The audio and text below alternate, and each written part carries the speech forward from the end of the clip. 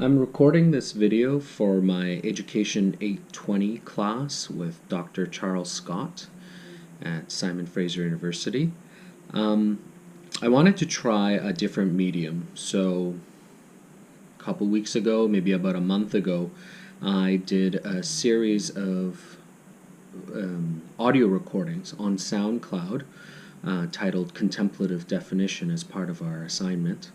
And that was my first try into really recording anything online and recording my voice. It was extremely awkward and quite challenging, but I thought I'd give it a go.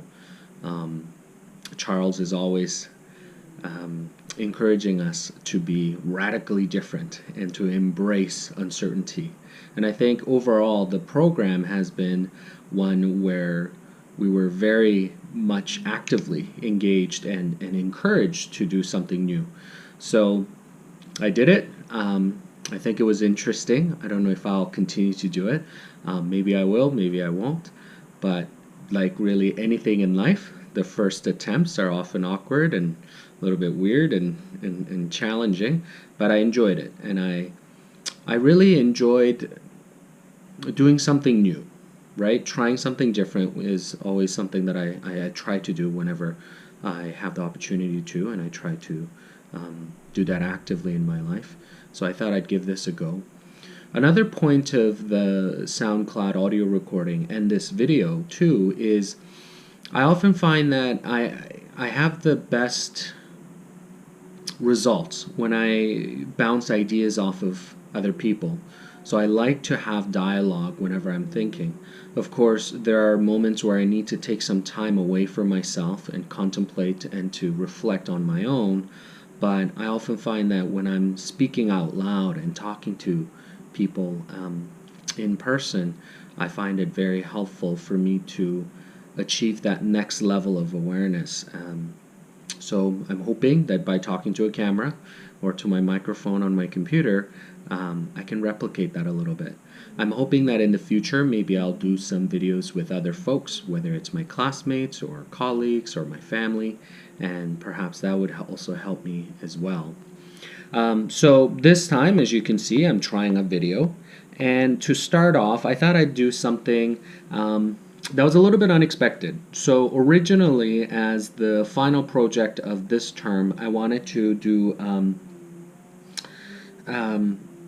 a video talking about some of the notes and ideas that were bouncing off in my head over the course of this term. But Charles has written so many amazing comments based on my last project on contemplative definition that I wanted to make a video on that. So I thought I'd start with that today. And you know, I don't know what I'm going to do with some of the notes that I have of my thoughts. I'd like to still do them, but I don't think I can do that in this video. I think this video alone will already be quite long. But whether I do another blog post or really whatever it'll be, I'll end up doing. I'm sure I'll do something with it. I'll put a link to the SoundCloud files on this blog post and on this YouTube video as well, so that if you'd like to have a look at my initial definition, feel free to click and have a look there, and you can see Charles's comments there as well. Okay, so I'm going to start with the first clip. So there are a series of 3, and I wanted to read out Charles's comments and then kind of comment on those comments. So his first comment on my video at 1 minute 24, he says, "I like the idea of you trying something new. This is a way we grow and develop. Practicing for a year, good, keep it up. In my experience, regular practice is the key to making these contemplative approaches work." So what he's commenting on here is, before I started this program, I never meditated. A lot of people asked that question, whether I meditate, and I found that I have a really good sense of awareness of my stress and anxiety, and oftentimes I'm doing a lot of good things like hanging out with people that I love and doing things that I enjoy and making sure that I balance my life so that I have a healthy balance. But I never tried meditation. I just felt like, it's weird. And I've told this to Charles and many of my peers in my cohort program, but I was really shocked and very uncomfortable when I first tried meditation in this program. And it took me a little while, probably just past the halfway mark in my first class, my first term, so about 2 months in, before I really started to feel that meditation was something that I could incorporate into my life and something that I could do as part of my stress management, anxiety management, and just life practice. Ever since then, I've actually incorporated into my classes that I run, as well as just in my personal life. My wife and I'll do it together. Sometimes I'll do it on my own. I'll try various different methods. I've bought a singing bowl. I never thought I'd buy a singing bowl, but I did.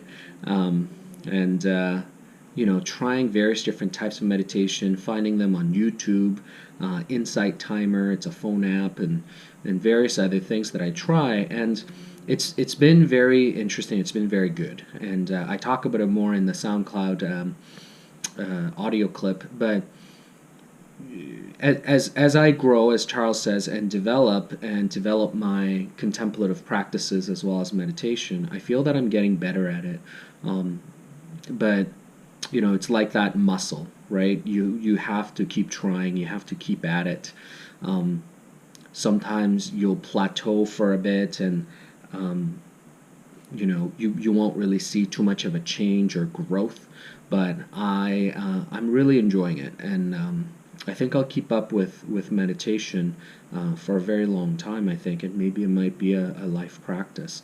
So again, I'm really enjoying that, and all the benefits and all the changes, the fundamental changes that are happening in my life.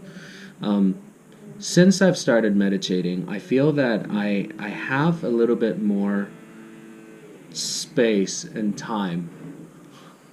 So I don't know if you could hear that in the video, but I think my neighbors are renovating and there's some kind of drilling or whatever happening upstairs. So hopefully it won't be too distracting on the video. But so for example, if I'm driving in rush hour traffic and I'm going somewhere, I find that I'm able to keep myself from getting too upset or frustrated. I'm able to take a beat and to think and not be so reactive to little annoyances that happen in life. So I'm finding that to be very, very helpful. There's so many other ways that it's impacting me, but I think it's giving me more peace, and I'm able to keep myself from being too reactive, and I can take a step back and think about it before I react to certain things, which I'm finding to be very, very helpful and very healthy. The second comment he made was at 2 minutes 52 seconds. Yes, I'd like to see any material related to your practice. Share them with me in any form. So I think, I'm kind of doing that right now. I think part of embodiment and part of really embracing a lifestyle choice, and I think contemplative practices and sorry, I'm a little bit distracted. Contemplative practices and meditation really helps you to embrace certain practices. And the thing is, it becomes such a big part of your life. But while it makes a big impact, I think sometimes it kind of seeps in, right? Like you may have habits, little tics or little, things that you do as part of your day-to-day and your personality and just your habits, and you don't really notice it, right? It's hard to just sit back and notice, oh, I'm doing this differently. And I find that that's almost how it's becoming, and I think that means I'm really embracing it and really embodying it, so it's becoming a part of me.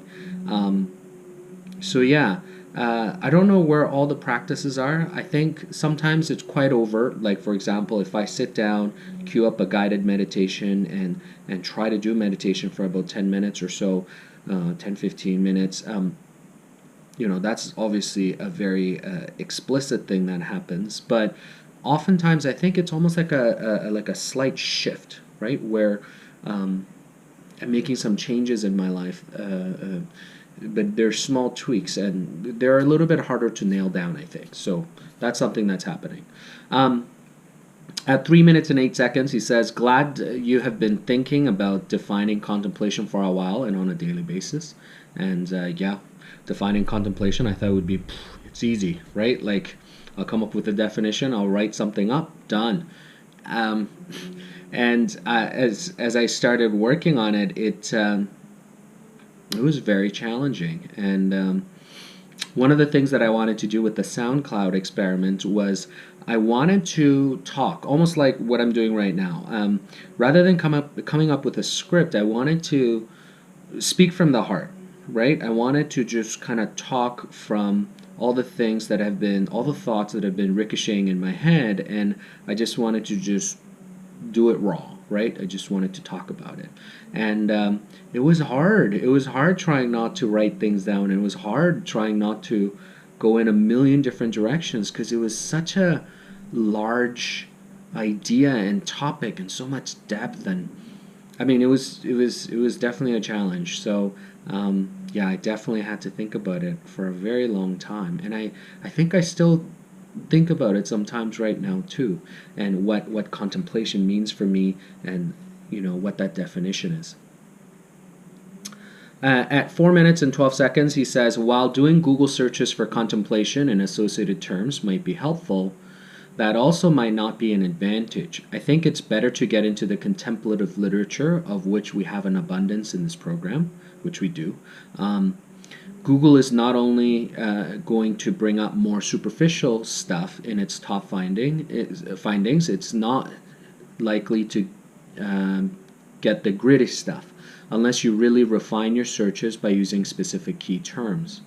Using Google Scholar would be better, but the same applies there. The term is widely used in a general sense to mean so many things, just a thought.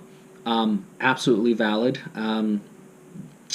I don't think I use Google Scholar as much as I should, but in our master's program of Masters of Education in Contemplative Curriculum Development and Contemplative Inquiry, we get a lot of readings. We get a lot of very scholarly readings, a lot of journal articles and textbooks. I actually wanted to do a more superficial search on purpose. I probably didn't explain it in my audio clip quite well, but one of the things that I wanted to delve into, and something that's definitely a big part of my thoughts around contemplation in this program, is the idea of McMindfulness, right? That superficial, almost bastardization of contemplative practices, where something's missing, or where some folks are kind of missing the point, where they only want to use it for a means to an end. There's no real embodiment. It's a pill you take, right, to fix your problems or to perform better. I think contemplative practices is definitely going in that direction in some circles, and rather than just saying, that's so bad, or they're missing the point, I wanted to kind of think about, how do I avoid it, because I'm new to this as well. I'm not a person that has practiced meditation and contemplative practices for years and years and years, so I'm relatively new to it. And I joke about it with my students. I tell them, I like beer, I like cars, I like sports, I like playing video games, but I also like meditation. So I find that compared to some of my peers in my cohort program, and there's 19 of us, I may be one of the few people who are quite new to this practice. And I wanted to explore that a little bit more, and what it means for, I guess, the vast majority of the public out there, people like me, I suppose, people who are new to it. And I wanted to kind of look into that and chronicle that a little bit more. I think I'm definitely in the process of it. I don't have an answer for you yet, but it's definitely something that's on the part of my mind. So yeah, that's definitely part of it. All that being said, so this is at 3 minutes 58 seconds. He says, all that being said, you did find some good stuff. Interesting that the word doesn't show up more recently as often as it used to. And I bet meditation has much more usage now than 20, 50, 100 years ago. And yeah, I would agree with that point. It's kind of interesting. So far, I work at a university, at Simon Fraser University, and I work with students. I haven't had a lot of students tell me that they did a lot of meditation in their K to 12 education. My understanding is that the public education system in Canada and in Vancouver is starting to include much more mindfulness-based practices. But one thing that is interesting is I do have a lot of students who are meditating more and who have heard about it more. And I think that's something relatively new. I can't tell you for sure. I don't have any stats or anything, but anecdotally, I don't think I had a lot of students tell me about meditation before, but they are now. Now, it could also be that I'm talking about meditation in my classes and in my appointments with students a lot more than before. But again, it's something that's interesting. I think overall it can be a very helpful and useful thing for a lot of students. But again, being mindful not to only have that surface level, very shallow understanding of contemplative practices, I think is important to be mindful of.